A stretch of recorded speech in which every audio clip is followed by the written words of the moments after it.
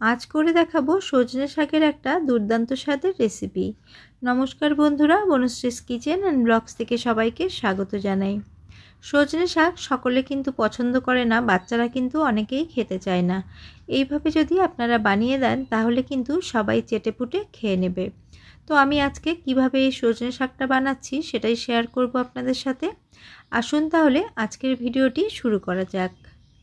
রেসিপিটি বানানোর জন্য এক আঁটি সজনে শাক বাজার থেকে কিনে এনেছি।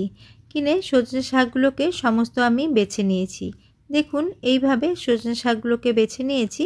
আর আমার একটা ভিডিওতে আমি সজনে শাক কী করে বাছে সেটা দেখিয়ে দিয়েছিলাম, তার জন্য আর এখানে বাছা আমি দেখাইনি। এবার আমি শাকগুলোকে খুব ভালো করে ধুয়ে নেব। একটা বড় পাত্রের মধ্যে অনেকটা পরিমাণ জল নিয়ে নিয়েছি। এর মধ্যে 2-3 বার জল বদল করে শাকগুলোকে ধুয়ে নেব। এই শাকের মধ্যে কিন্তু প্রচুর পরিমাণ ধুলো ময়লা থাকে, তার জন্য খুব ভালো করে ধুয়ে নিতে হবে। শাক আমি 3-4 বার জল বদল করে ধুয়ে নিয়েছি আর একটা ঝুড়ির মধ্যে নিয়ে নিয়েছি। এবার শাকগুলোকে ভাপিয়ে নেব। তার জন্য গ্যাসের মধ্যে একটা কড়া বসিয়ে আমি দিয়ে দিয়েছি 1 কাপ মতো জল। জলের মধ্যে 1/4 চা চামচ দিয়ে দিলাম লবণ। লবণটা শাকের পরিমাণ হিসেবে বাড়িয়ে কমিয়ে দিতে হবে। আর দিয়ে দিচ্ছি এখানে 2 পিঞ্চ খাওয়ার সোডা। আগেই গ্যাসের ফ্লেমটাকে অন করে দিয়েছিলাম আর দেখুন জল কিন্তু ফুটতে শুরু করেছে। এখন ধুয়ে রাখা শাকগুলো আমি এর মধ্যে দিয়ে দিলাম। দিয়ে সমস্তটা একটু ভালো করে মিশিয়ে নিচ্ছি। এক্ষেত্রে বলে রাখি, শাক সেদ্ধর জন্য কিন্তু এখানে জলের পরিমাণ কম দিয়েছি, কেননা শাক সেদ্ধ করে আমি কিন্তু জলটা ফেলে দেব না, শাকের মধ্যেই জলটাকে শুকিয়ে নেব। এখন ঢাকা চাপা দিয়ে আমি শাকগুলোকে সেদ্ধ হতে দিলাম। 5 থেকে 6 মিনিট পর চলে এসেছি। দেখুন জল কিন্তু অনেকটাই টেনে গেছে আর সামান্য একটু জল রয়েছে। এবার এইটুকু জলও আমি শাকের মধ্যেই শুকিয়ে নেব। রান্নাটা তাড়াতাড়ি করার জন্য আরেকটা ওভেনে আমি একটা কড়া বসিয়ে দিয়েছি। তার মধ্যে দিয়ে দিচ্ছি পরিমাণ মতো সর্ষের তেল। তেল ভালো করে গরম হয়ে গেছে। এখন আমি একটা মিডিয়াম সাইজের আলুকে খোসা ছাড়িয়ে আলু ভাজার মতো করে কেটে নিয়েছি। না খুব বেশি পাতলা কেটেছি, না খুব বেশি মোটা। এবার সামান্য একটু লবণ এবং সামান্য হলুদ গুঁড়ো দিয়ে আলুগুলোকে ভালো করে ভেজে নেব।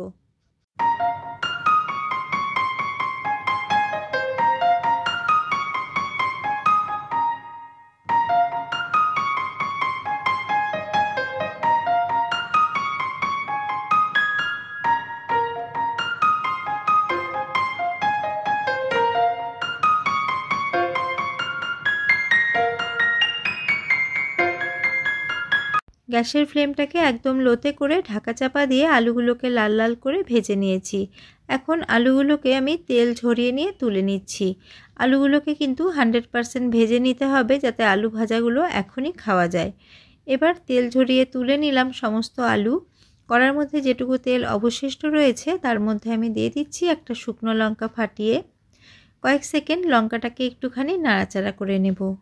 শুকনো লঙ্কার কালারটা হালকা চেঞ্জ হতে শুরু করেছে। এখন আমি এর মধ্যে দিয়ে দিচ্ছি 1/4 চা চামচের থেকে একটু বেশি কালো জিরে। কয়েক সেকেন্ড কালো জিরে এবং শুকনো লঙ্কাটাকে ভালো করে একটু ভেজে নিয়েছি। সুগন্ধ বেরোলে এখানে 5 থেকে 6টা রসুনকে আমি থেতো করে নিয়েছি, সেই রসুনটাই দিয়ে দিলাম। আবারও লো ফ্লেম করে আমি রসুনটাকে হালকা হালকা করে একটু ভেজে নেব। রসুন ভাজা হয়ে গেলে একটা মিডিয়াম সাইজের পেঁয়াজ কুচি এর মধ্যে আমি দিয়ে দিচ্ছি।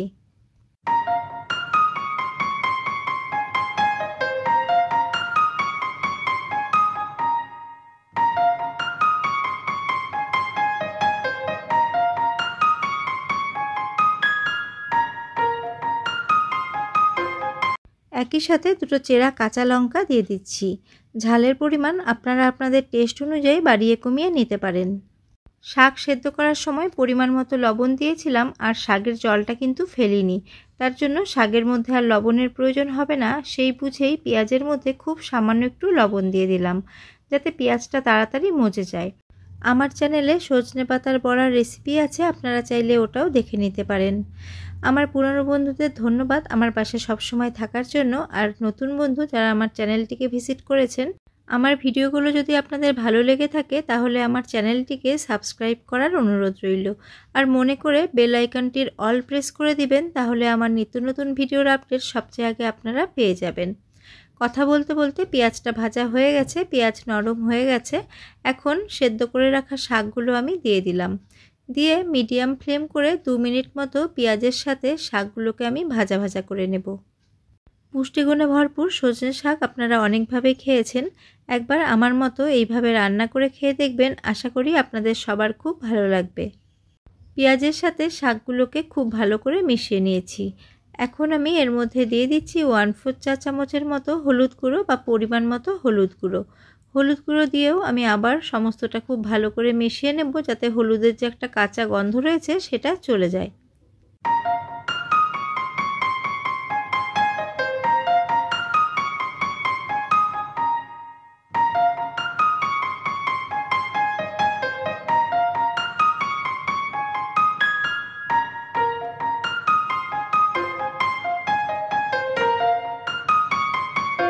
আরও 3 থেকে 4 মিনিট শাকগুলোকে ভালো করে ভেজে নিয়েছি। এই পর্যায়ে হলুদের কাঁচা গন্ধ কিন্তু চলে গেছে।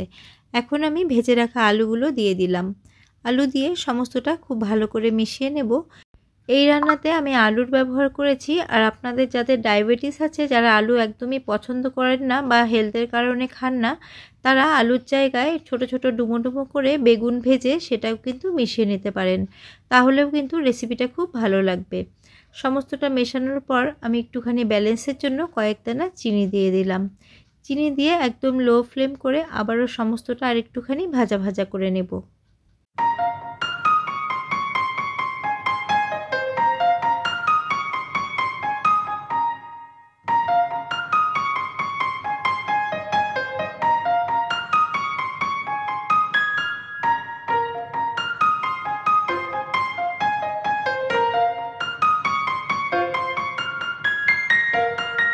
রান্নাটা আমার কমপ্লিট হয়ে গেছে। আমি নুন চেক করে নিয়েছি, একদম ঠিক আছে।